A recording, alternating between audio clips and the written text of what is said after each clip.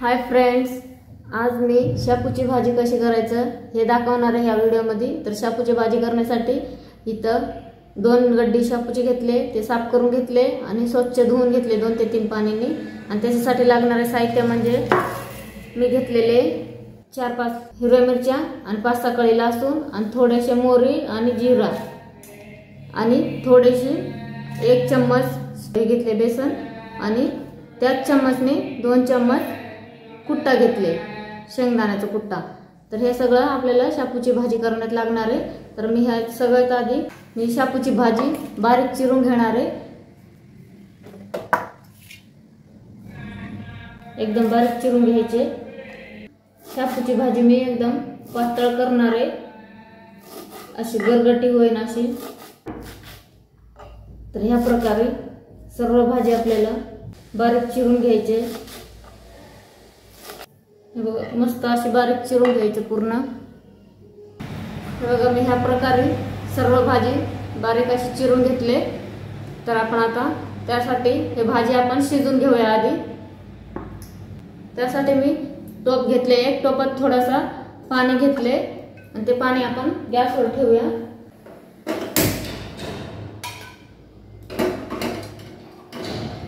थोडंसंच पाणी घेतले, जास्त पाणी घेतले नाही, कारण भाजी माझी थोडीशीच आहे।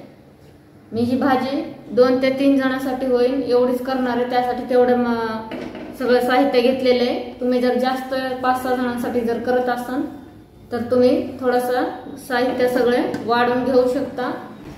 ही आपल्याला भाजी छानपैकी 5 मिनिटं शिजून घ्यायचे, एकदम कवळी भाजी आहे हिरवीगार। त्याच्यामध्ये मीठ टाकूया आणि शिजून घेऊया। 5 मिनिट चांगलं झाकण देऊन शिजून देऊया आणि शिजून झाल्यावर नंतर बघू आपण। चला तर आपण बघूया आपली भाजी शिजले का।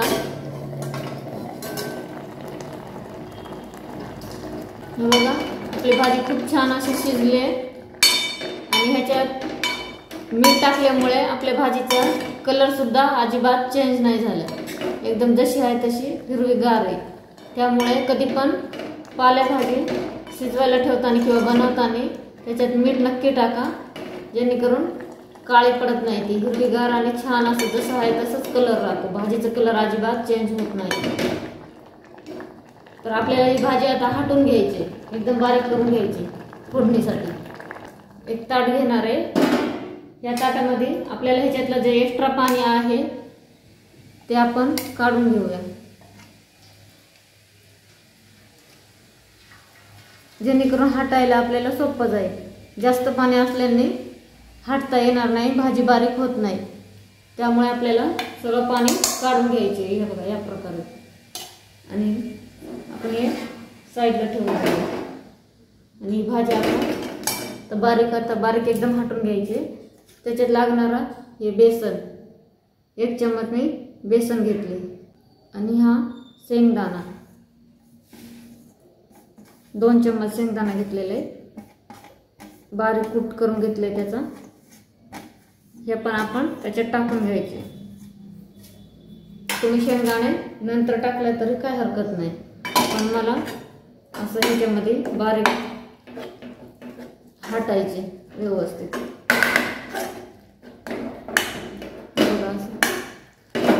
असं छानपैकी पळीने हटून घ्यायचे।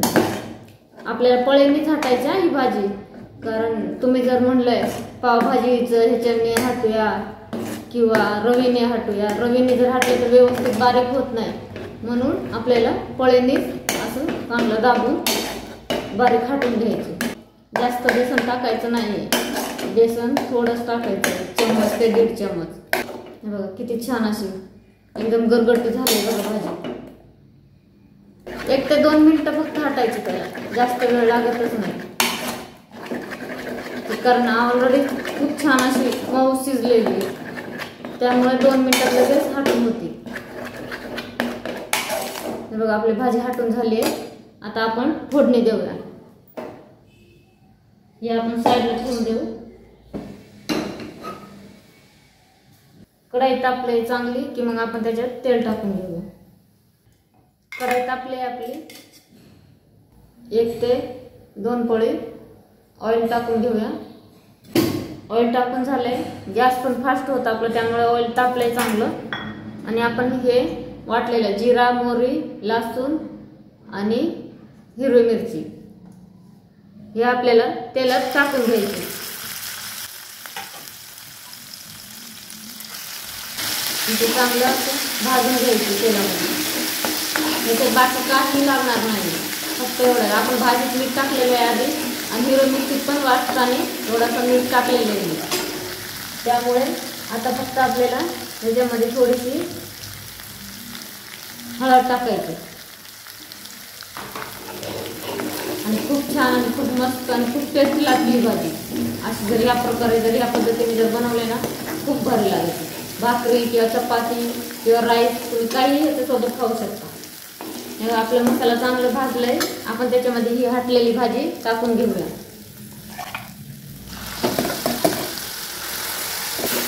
चांगलं असं मस्त मिक्स करून घेऊया. बघा किती सुंदर आणि किती भारी, एकदम मस्त अशी टेस्ट, वास येते ना एकदम भारी, एकदम भन्नाट वास येते.